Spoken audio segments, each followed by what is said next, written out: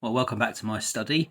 It's lovely to welcome you back here again. And I've been spending most of the day in it here today, writing my talk for this coming Sunday. And I've been dwelling on the last third of Philippians chapter 2 and thinking about those two guys who come up, Timothy and Epaphroditus, and thinking what a great example of the Christian life those two guys are. I don't know about you, but sometimes I can look at characters in the Bible who are good examples and think, oh wow, John, just pull your bootstraps up, will you? You've got to do better. And I can look around at other Christians who I really admire, people who I've looked up to for many, many years, and think, gosh, I need to try better. But I don't need to think like that, do I?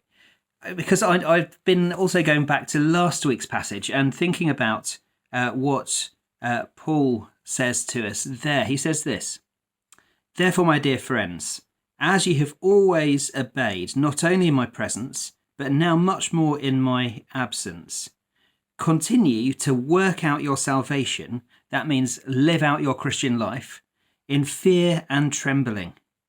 For it is God who works in you to will and to act in order to fulfill his good purpose."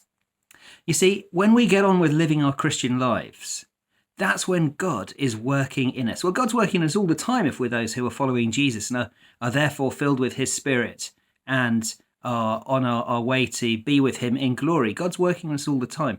But as we live out our Christian lives, that's evidence that God is working in us. So far from looking at Timothy and Epaphroditus and thinking, gosh, John, just do a bit better, will you?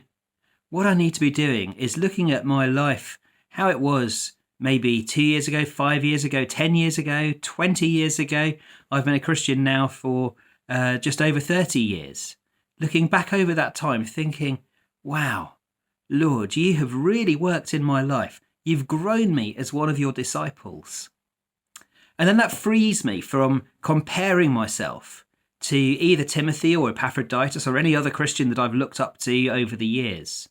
Because I'm not looking sideways anymore. I'm looking to God.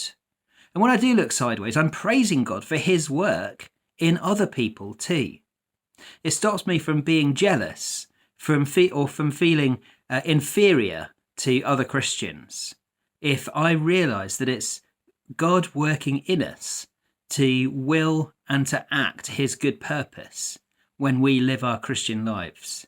So I hope you find that encouraging. And as we approach this coming Sunday, and as we think about Timothy and then about Epaphroditus a little bit more, I hope that you'll be praising God with me for his work in them and praising God for his work in you too, as you live out your Christian life, if you're somebody who's following Jesus.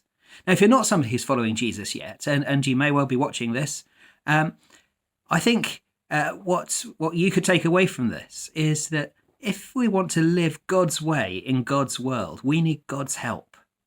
That makes sense, doesn't it? It's his world. He made us. He made it. And if we want to live his way, then we need his help. So today would be a great day to think about the promises that God has made in Jesus and say, yes, Lord, I want to follow you. Please, would you forgive me my sin? Forgive me going my own way in my life. And would you turn me around and cause me to follow Jesus? And then you too, over the years to come, will see how God will transform your life.